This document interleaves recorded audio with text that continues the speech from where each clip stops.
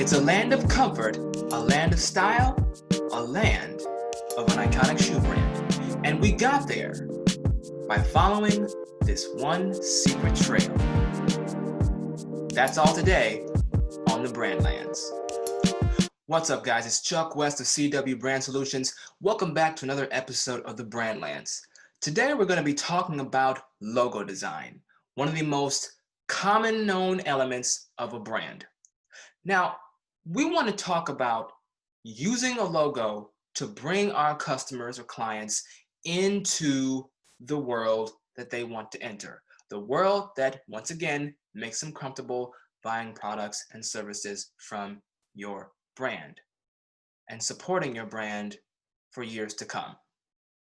A lot of times when it comes to clients would like to tell me what they themselves represent and how they want to be seen as an individual. You know, I am strong, I am resilient, I am intelligent, I am classy. Well, that's great.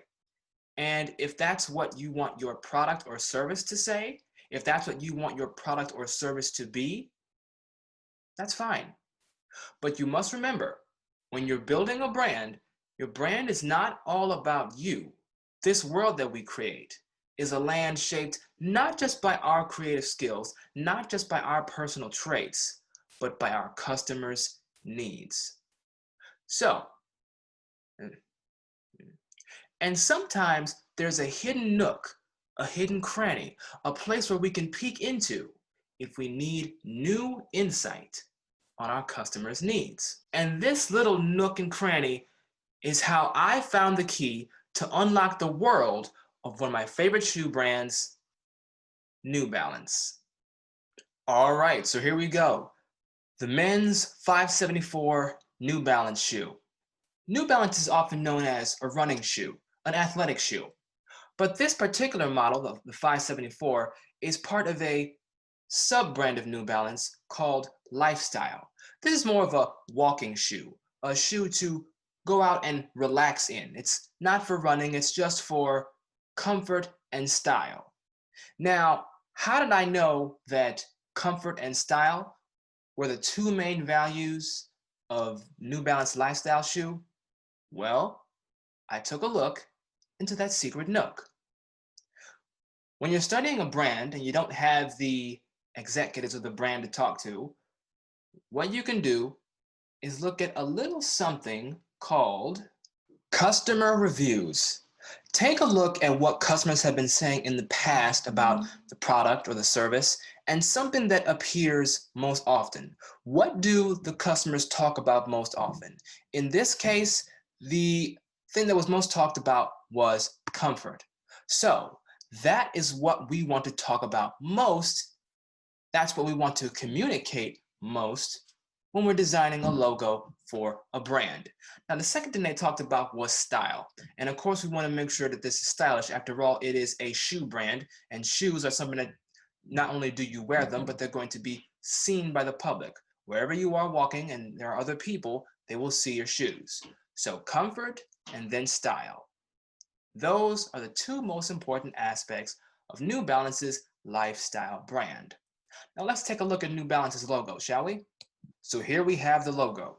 Let's just zoom in here. Now we see this bold uppercase N. That's the logo for the shoe. And it takes up a pretty big amount of the side of the shoe. So when we look at this logo, how is comfort being communicated here? Well, we've got this big, thick-weighted uppercase N. And this N, it's a gray N surrounded by this thick white border, or white stroke as we call it. So if this N is big, has a thick weight, and is protected by this white stroke, does that communicate comfort? I believe it does. You can be comfortable with this N. Now, we also get into style. Look at how this gray N with the white stroke contrasts against this deep red. I believe it's poppy red, very close to a pure red. These are shoes that want to be seen. And if you're the kind of person who loves shoes and you like showing your shoes off, it'll be very easy to do with this color scheme. Now, Chris Do of the future, they do a lot of design education and design business education. Definitely check them out. Chris Do mentions that when it comes to logo design, there are 3 things that are very important. 1 is hierarchy, 2 is contrast, and the 3rd is legibility. This N is definitely legible against this red, okay? It's a thick white stroked N, contrast against the red, so the legibility adds to the contrast, and the contrast adds to the legibility, so it's, one helping the other. And as far as hierarchy, we know that the New Balance brand is paramount on this shoe. Terry Heckler, the guy who originally designed the logo for New Balance back in the 70s. New Balance had been around since 1906, but they got their logo redone in the late 70s and early 80s. And designer Terry Heckler was the one to do it. And what he was telling the owner of New Balance at the time was that he wanted to help New Balance.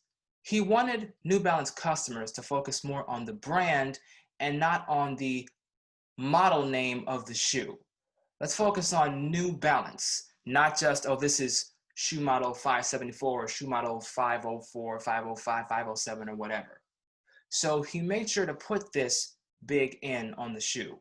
Now, if you look over here, you can see the logo with the N, the B, and the speed lines running through it.